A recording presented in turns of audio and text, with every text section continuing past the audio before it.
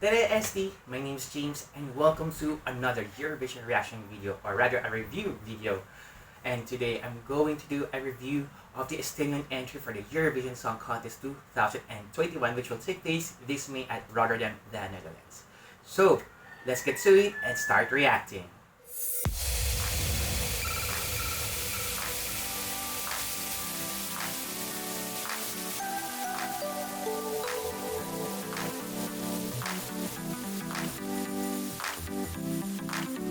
UKU SUVISTE returns to represent Estonia once more for 2021.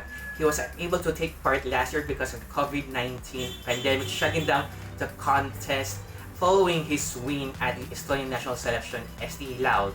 He now returns with the song The Lucky One, which he co-wrote with the same team who did his previous entry from last year. So before anything else, let's take a look of his song for Eurovision, The Lucky One. I can see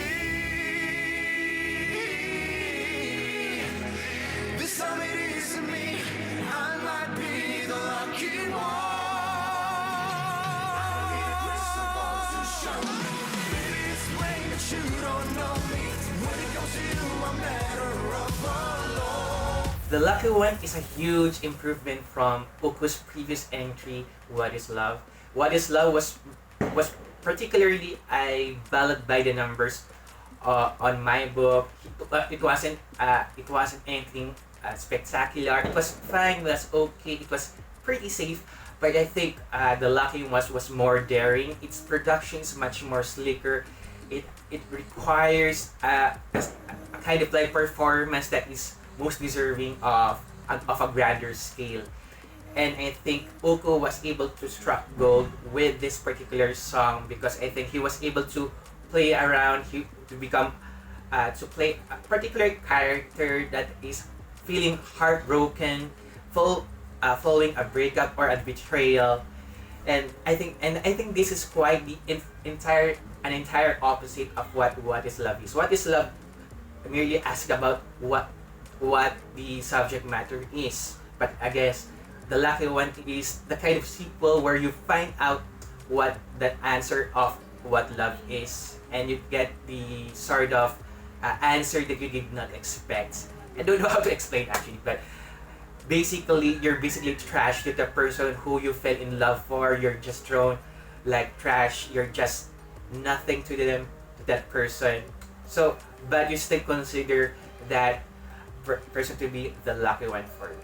Unless I misread the lyrics wrong. But anyway, one thing that I really noticed when I first listened to The Lucky One for the very first time is the song's use of synthesizers. Something that I often associate it with music from the 1980s.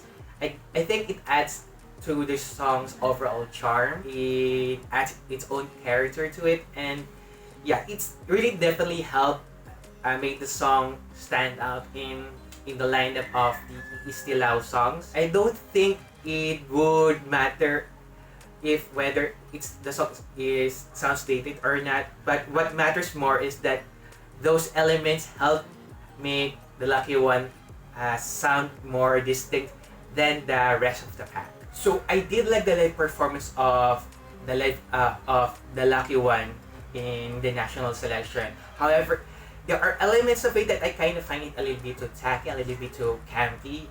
I wasn't particularly a fan of chains suddenly sprung up from above UKU. I think that was a little bit too extra, and I was at least very appreciative of the changes that UKU did make for the final of the selection, where he made the staging a little less dark.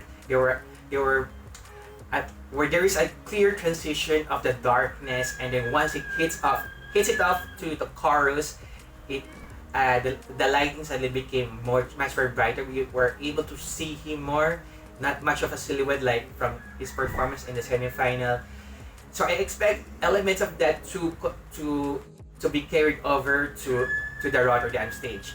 Now I hope that they do something about chains falling over him, because that is one thing that I really didn't like. Well, I kind of get the metaphor behind it, where eventually towards the end, the chains fell off and he was able to go forward. it doesn't really register well for me visually. I think the song, the performance could do without it. Everything else works just as well without those changes. So I think Estonia will be able to qualify with this very easily, depending on if the juries across Europe and Australia will be able to get the gist of the song, get the gist of the performance on a technical level, and I think televoters will be able to feel the swarminess of Uku.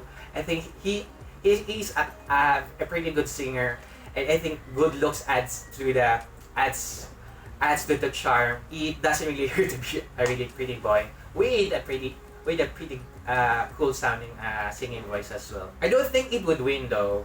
That's that thing. But I'd be pretty shocked if it ends anywhere past top 10. I think at least from the bottom all the way to mid-table in the final is the best guess that I could give to where the lucky one would eventually end up. But I think Estonia really picked a good song for Eurovision. Although the final of Estella is stacked with a lot of potential winners. I particularly like Yuri Postman's entry, Magus Melancholia, and the one from Eurovision veteran Koitum. There were a lot of really good songs in that final that I think any of them would be just as well be a deserving winner of the national selection besides Popo. So yeah, those were my thoughts. Let me know yours down in the comments below. Please don't forget to like, share, and subscribe to the channel for more Eurovision content and more.